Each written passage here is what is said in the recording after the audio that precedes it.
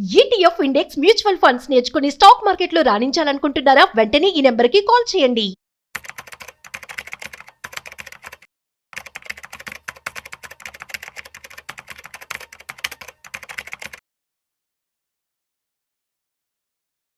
నమస్తే సార్.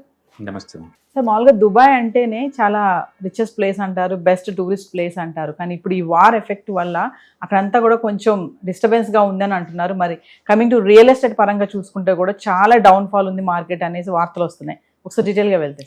బాగా కాదండి, 20% డ్రాప్ అయింది. బాగా అంటే ఇంకా బాగా డ్రాప్ అయింది. లాస్ట్ 5 yearsలోని సెంటిమెంట్ ఈ 5 daysలో చాలా మారిపోయిందండి. బేసికల్గా ఈ గల్ఫ్ ఏరియా మొత్తం లేదు, అల్ట్రా రిచ్ని బాగా అట్రాక్ట్ చేస్తూ ఉంటుంది. ప్రపంచవ్యాప్తంగా ఈవెన్ కెనడా కావచ్చు, అమెరికా కావచ్చు, లేకపోతే లండన్ కావచ్చు, అండ్ యూరోప్ కావచ్చు, ఎక్కడైనా సరే అంటే ఎక్కువ మంది లగ్జరియస్ లైఫ్ స్టైల్ ఉండి అంటే జీరో ట్యాక్స్ ఉన్న కంట్రీ ఏదైనా ఉందంటే అది ఏషియాలో దుబాయ్ లాంటి కంట్రీస్ అనమాట. ఎంత అంటే సింగపూర్ కూడా బీట్ చేసే అంత అనమాట. అండ్ ఫ్రీడమ్ ఉంటుంది, రిలీజియస్ ఫ్రీడమ్ ఉంటుంది, అండ్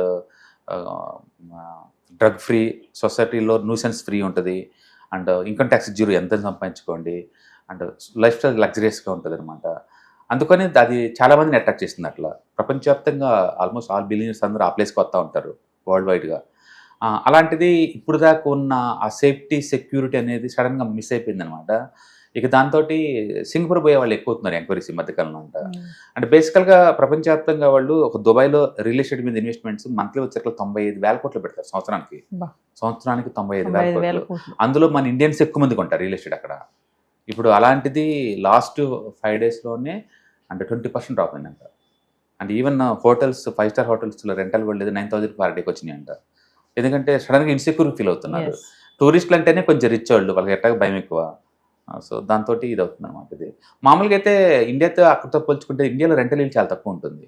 దుబాయ్లో అలా కాదు, నీకు 8 to 9% గిట్టుబాటు అవుతాయి. అందుకని ప్రపంచవ్యాప్తంగా ఏంటంటే అటు ల్యాండ్ ప్రైస్ అప్రిషియేట్ అవుతుంది, ప్లస్ రెంటల్ ఇల్లు బాగుంటుంది అన్నట్టు అండ్ దుబాయ్ కొనే వాళ్ళు ఎక్కువ ఉన్నారు. రెండోది మన వాళ్ళు యూరోప్ కావచ్చు, అమెరికా కావచ్చు, సెంట్రల్ పాయింట్ పోయా విత్ దుబాయ్ అనమాట.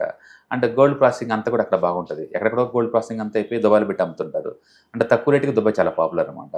అట్లా దుబాయ్ అనేది బిజినెస్ ఏషియా మార్కెట్లో మిడిల్ ఈస్ట్ మొత్తానికి హెడ్ క్వార్టర్ లాగా, టెక్నాలజీ హెడ్ క్వార్టర్ లాగా, టూరిజంకి హెడ్ క్వార్టర్ లాగా అన్నిటికి ఉంది ఇప్పుడు దాకా. సడన్గా ఈ గల్ఫ్ ఈ వార్ వల్ల ఏంటంటే ఆ సేఫ్టీ సెక్యూర్ అంతా మిస్ అయిపోతుంది అనమాట.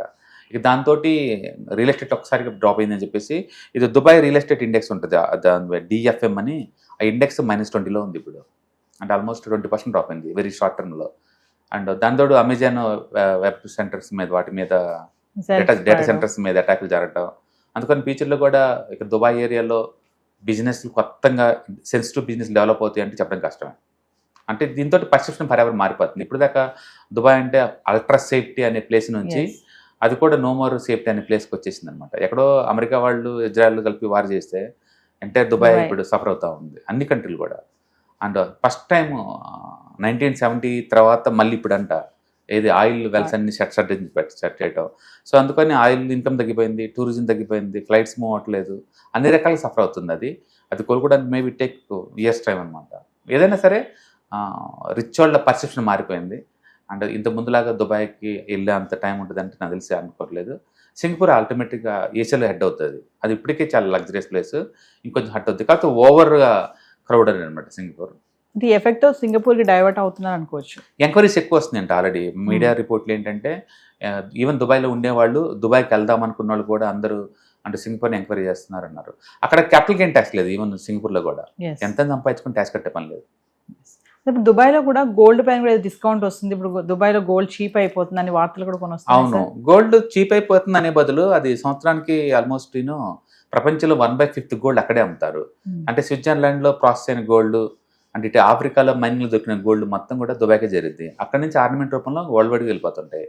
అంటే దుబాయ్లో వాళ్ళ ఆర్టిజన్ వర్క్ చాలా పాపులర్ అనమాట. లైట్ వెయిట్ తోటి బాగా చేస్తారు అక్కడ. అండ్ రోజుకి ఆల్మోస్ట్ వాళ్ళు పర్ మంత్ వచ్చేలా 40 to 50 tons అమ్ముతారు. అలాంటిది గత 1 weekలోంచి ఫ్లైట్స్ అన్ని ఆగిపోయి ఉన్నాయి. అండ్ మొత్తం గోల్డ్ అంతా స్ట్రక్ అయి ఉంది. ఇప్పుడు ఆ స్ట్రక్ అయ్యి గోల్డ్ అంతే ఉంచుకొని లాస్ అయ్యే బదులు అమౌంట్ ఎంతకంత తగ్గించేసి అమ్మటం బెటర్ కదా. అందుకని చెప్పేసి వీళ్ళు ఒక $30 తక్కువ అమ్ముతున్నారు అవున్స్ని మిగతా దాంతో పోల్చుకుంటే.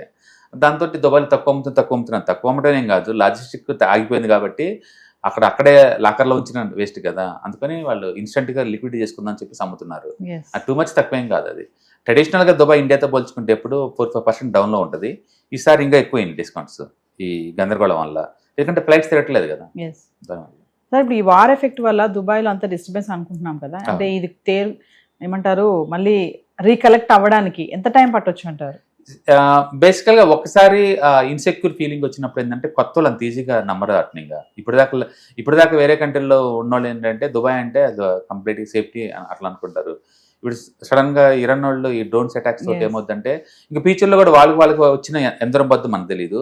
ఇండియా లాంటి ఇండిపెండెంట్ పాలసీ ఉన్నాయి కాబట్టి అవన్నీ అమెరికా సెక్యూరిటీ సిస్టమ్ మీద డిపెండెంట్ కంట్రీస్. ఇప్పుడు అమెరికా వాళ్ళు యుద్ధం చేస్తున్నా సరే వాళ్ళ మీద వచ్చి పడుతున్నాయి అంటే వాళ్ళకి సెక్యూరిటీ లేదనే విషయం అర్థమవుతుంది. అండ్ కాబట్టి వాళ్ళు రిస్క్ మేనేజ్మెంట్ పర్ఫెక్ట్ చేశారు, జనాల ప్రాణ నష్ట ఆస్తులు ఏం జరగకుండా బాగానే కాపాడారు. బట్ స్టిల్ అల్టర్ రిచ్ వాళ్ళకి ఏంటంటే కొత్తగా వెళ్ళేటప్పటికి ఏంటంటే డౌట్ వస్తుంది అనమాట, ఫ్యూచర్లో కూడా ఇలాంటి రిస్క్ అరైజ్ అయితే మన పరిస్థితి ఏంటి అనేది. ఇప్పుడు సింగపూర్ ఉంది అనుకోండి, ఇలాంటి లేవు కదా, ఇలాంటి పొలిటికల్ రిస్క్ ఏం లేదు కదా, ఇలాంటి చుట్టుపక్కల గొడవలు ఏం లేవు కదా దానికి. అందుకని రిచ్ ఎప్పుడు పీస్ ఆఫ్ మైండ్ కావాలి.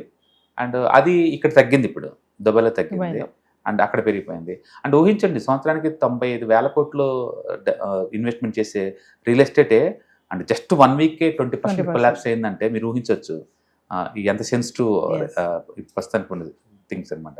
అందుకని దుబాయ్లో కొత్తగా బిజినెస్ పెడదాం అనుకున్న వాళ్ళు అన్నీ ఇండియాకి వచ్చే ఛాన్స్ ఎక్కువ ఉంది. ఇండియా అల్టిమేట్ ప్లేస్ అండి. నేను చెప్పాలంటే ఈ గల్ఫ్ ఈ వార్ వల్ల షార్ట్ టర్మ్లో మనకి పెయిన్ ఉండొచ్చు ఆయిల్ రేట్ పెరగడం వల్ల, బట్ లాంగ్ టర్మ్లో చూసుకుంటే డెఫినెట్గా రియల్ ఎస్టేట్ గుడ్. మళ్ళీ ఇక్కడే ultra luxury real estate develop అయ్యి ఉంది, ఏది గుర్గావ్, బెంగళూరు, హైదరాబాద్ ఇవన్నీ. అంటే డేటా సెంటర్లన్నీ ఇక్కడికి వచ్చే ఛాన్స్ ఉంది. అండ్ మిడిల్ ఈస్ట్లో పెడదాం అనుకున్న పెద్ద పెద్ద బిజినెస్లు అన్నీ కూడా ఇండియాకి వచ్చే ఛాన్స్ ఎక్కువ ఉంది. ఇక్కడ ఏంటంటే పొలిటికల్ స్టెబిలిటీ ఉంటుంది, అంటే గవర్నమెంట్ ఫుల్ సపోర్ట్ చేస్తుంది, పవర్ ఉంది, మ్యాన్ పవర్ ఉంది, అండ్ టెక్నాలజీ ఉంది, అందరు ఇంగ్లీష్ స్పీకింగ్ పబ్లిక్ ఎక్కువ ఉంది, అన్ని కంఫర్ట్ ఉంది ఇక్కడ. ఇప్పుడు అక్కడ లేనిది ఇక్కడ లేదంటే కంఫర్ట్ అనమాట, బిజినెస్ కావాల్సిందే అది. అందుకని మోర్ బిజినెస్లన్నీ ఈ ప్లేస్కి మూవ్ అయ్యేలాగా ఉంది. అలాగని రిచెస్ట్ పర్సన్స్ ఇండియాకి వస్తారంటే రారు, సింగపూర్ వెళ్తారు, ఎందుకంటే వాళ్ళకి easy of doing plus comfort ఎక్కువ కాబట్టి. డెఫినెట్గా ఏషియాలో సింగపూర్ మించిన కంట్రీ లేదని ఇంకోసారి ప్రూవ్ అయింది అనమాట ఈ పొలిటికల్ రిస్క్ వల్ల.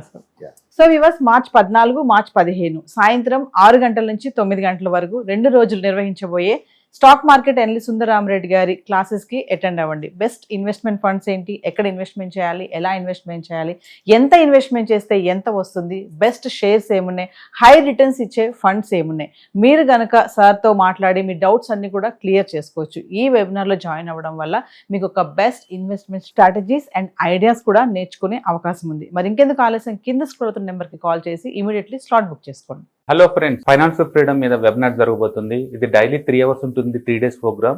దీంట్లో మీకు ఫైనాన్షియల్ ఫ్రీడమ్ ఎలా సాధించవచ్చు via with ETFs, index funds, mutual funds ద్వారా డీటెయిల్ గా ప్రాక్టికల్ వేలో మీకు ఎక్స్ప్లెయిన్ చేయబడుతుంది. అండ్ దీంట్లో ఎనీ డౌట్స్ ఉన్నా సరే ఇమీడియట్ గా వెబినార్ లోనే ఎక్స్ప్లెనేషన్ చెప్తారు.